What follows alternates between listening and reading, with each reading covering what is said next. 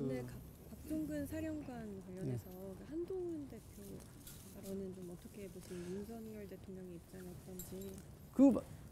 진짜. 마찬가지입니다.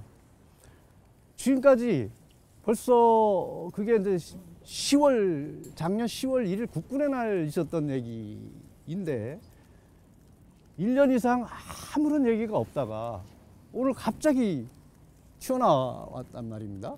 그래서 저희 입장에서는 믿을 수도 없고 결국은 어떤 통화 내역이라든지 여러 가지 자기의 진술이 신빙성이 부인되고 거짓말한 것이 드러남으로써 어떤 면피성으로 한 것이 아닌가, 저는 그렇게 생각을 하고 있고, 실제 그 자리가 처음부터 기획되고 어떤 회의성 내지는 토론의 자리가 아니라 국군의 날 행사 이후에 어떤 그 사령관들을 격려하는 자리였는데 늦게 끝나서 식사 자리도 아니고 밤 8시 넘어서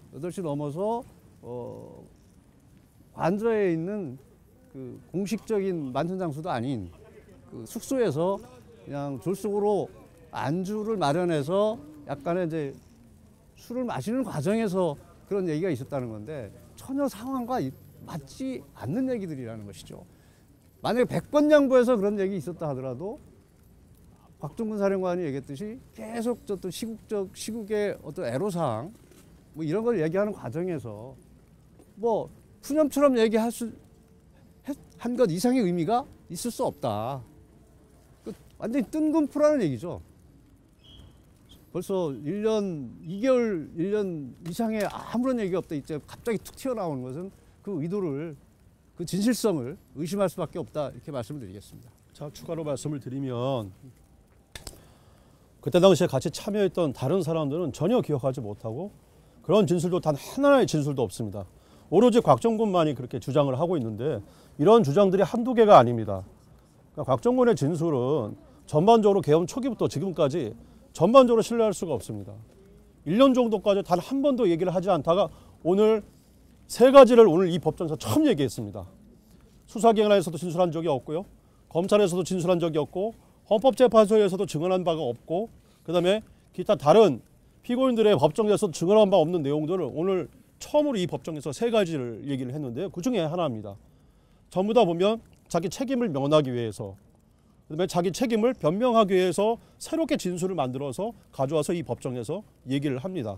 그런 사람들 진술은 믿을 수가 없고 다른 사람들 그 자리에 참석했던 다른 사람들이 비슷한 취지의 진술이 있다면 믿을 수 있지만 곽정훈의 진술은 전혀 믿을 수가 없고 신뢰할 수가 없다고 보여집니다.